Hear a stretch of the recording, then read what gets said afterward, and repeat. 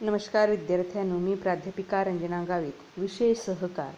विद्यार्थ्यांनो, आपल्याला या व्हिडिओमध्ये प्रकरण क्रमांक 5ला सुरुवात करायची आहे. प्रकरणाचं नाव आहे सहकारी पतपुरवठा संस्था. तर सहकारी पतपुरवठा संस्था म्हणजे भारतात सहकारी चळवळीची सुरुवात सहकारी पतपुरवठा संस्थांच्या स्थापनेद्वारे झाली. ग्रामीण भागातील शेतकऱ्यांना अल्प व मध्यम मुदतीचे कर्ज पुरवण्याच्या उद्देशाने या संस्थांची स्थापना केली गेली. पूर्वीच्या काळी ग्रामीण भागातील शेतकऱ्यांना कर्ज पुरवठा सावकारांकडून केला जात होता. मात्र सावकार शेतकऱ्यांचे शोषण व पिळवणूक करीत असत.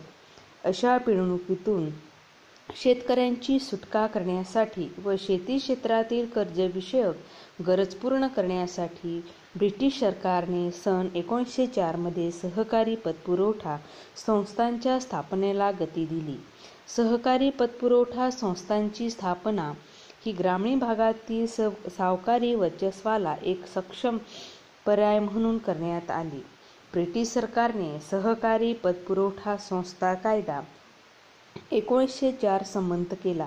या कायद्यातील तरतुदीनुसार पतपुरवठा सहकारी संस्थांची स्थापना प्रत्येक गाव व खेड्यांमध्ये करण्यात आली. तसेच सहकारी पतपुरवठ्याची त्रिस्तरीय रचना खालीलप्रमाणे आहे, ते बघू आपण. व्यापारी, उद्योग, व्यावसायिक यांना व्यापारी बँका, सार्वजनिक क्षेत्रातील बँका नागरी सहकारी पतपुरवठा कर्ज पुरवठा करतात. ग्रामीण भागातील शेतकरी, शेतमजूर, कारागीर, लहान व्यावसायिक व इतर दुर्बल घटकांना कर्ज पुरवठा करण्यासाठी सहकारी बँका कार्य करतात. सहकारी पतपुरवठ्याची रचना त्रिस्तरीय आहे. राज्य पातळीवर राज्य सहकारी बँक, जिल्हा पातळीवर जिल्हा मध्यवर्ती सहकारी बँक, गाव पातळीवर प्राथमिक सहकारी पतपुरवठा संस्था स्थापन झालेल्या आहेत.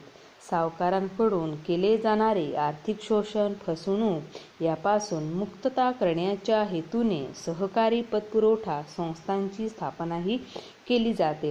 तर त्रिस्तरीय रचना या ठिकाणी दिलेली आहे बघा. खाली आहे एकदम प्राथमिक पतपुरवठा सहकारी संस्था, जिल्हा स्तरावरची आहे जिल्हा मध्यवर्ती सहकारी बँका, राज्यस्तरावर राज्य सहकारी बँक म्हणजे ती शिखर बँक म्हटलं जातं. आता त्याचा अर्थ बघू आपण. सहकारी तत्वावर शेती व्यवसायाच्या विकासासाठी योग्य व वाजवी व्याज दराने पुरेसा कर्ज पुरवठा करणाऱ्या संस्था म्हणजे सहकारी पतपुरवठा संस्था होय.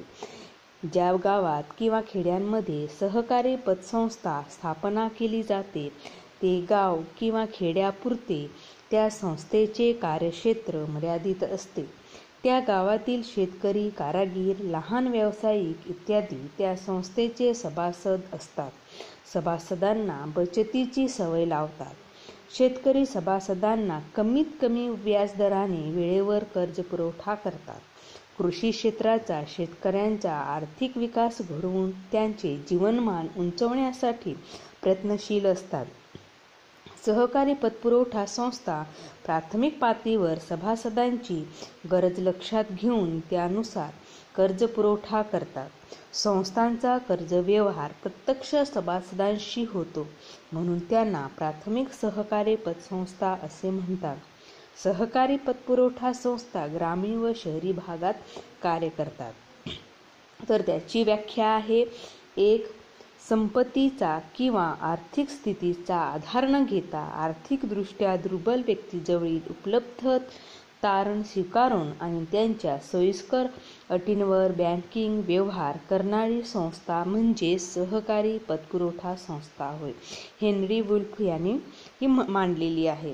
दुसरी आहे शेतमालाचे उत्पादन वाढवण्यासाठी व शेतकऱ्यांचे जीवनमान उंचावण्यासाठी अल्प व मध्यम मुदतीची कर्ज देण्याबरोबर शेती उपयुक्त वस्तू, विविध सेवा, जीवनावश्यक वस्तू पुरवणे व शेतमालाचे पणन करणे इत्यादी क्रिया करण्यासाठी लोकांची स्वेच्छेने स्थापन केलेली संस्था म्हणजे सहकारी पतपुरवठा संस्था होय.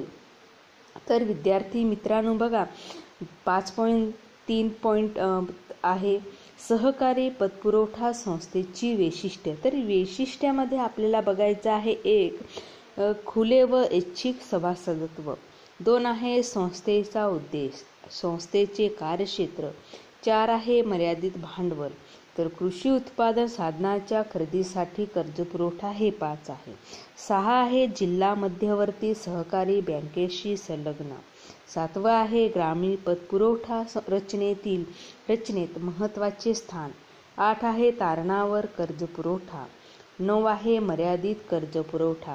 तर या संरचनेमध्ये दिलेले जे वैशिष्ट्य आहे त्या वैशिष्ट्यांचे सविस्तर अभ्यास आपण करू. तर सहकारी पतपुरवठा संस्थेची वैशिष्ट्ये खालीलप्रमाणे आहे. ती आपल्याला अशा पद्धतीने सांगता येईल. 1 आहे खुले व ऐच्छिक सभासदत्व. सहकारी पतपुरवठा संस्थेचे सभासदत्व सर्वांसाठी खुले असते. ग्रामीण भागातील शेतकरी, कारागीर व दुर्बल घटक स्वेच्छेने एकत्रित येऊन त्यांच्या आर्थिक प्रश्नांच्या सोडवणुकीसाठी सहकारी पतपुरवठा संस्थेची स्थापना करतात. सभासदत्वासाठी कोणत्याही व्यक्तीला सक्ती केली जात नाही. दुसरा आहे संस्थेचा उद्देश. आता याचा मूळ उद्देश काय आहे? सभासद शेतकऱ्यांना शेती उत्पादनासाठी अल्प व मध्यम मुदतीचा कर्ज पुरवठा करणे, कर्ज रकमेच्या वापरावर नियंत्रण ठेवणे, कृषी कार्यक्रमात सहभाग, बचतीला प्रोत्साहन, कर्ज वसुली, मार्गदर्शन, नवीन संशोधनांची सभासदांना माहिती देणे इत्यादी उद्देशाने सहकारी पतपुरवठा ही संस्था स्थापन केली जात असते. 3 आहे संस्थेचे कार्यक्षेत्र. संस्था ज्या भागात किंवा ज्या गावात स्थापन झालेली असते त्या गावापुरते संस्थेचे कार्यक्षेत्र असते. आता हे अंतर 4 ते 5 किमी परिसरात येणाऱ्या गावापुरते मर्यादित करण्यात आलेले आहे.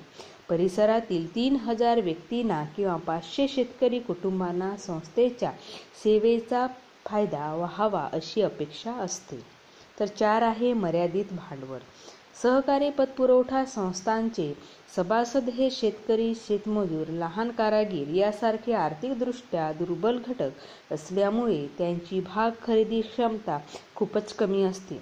त्यामुळे संस्थेची भांडवल उभारणी क्षमता ही मर्यादित स्वरूपाची असते.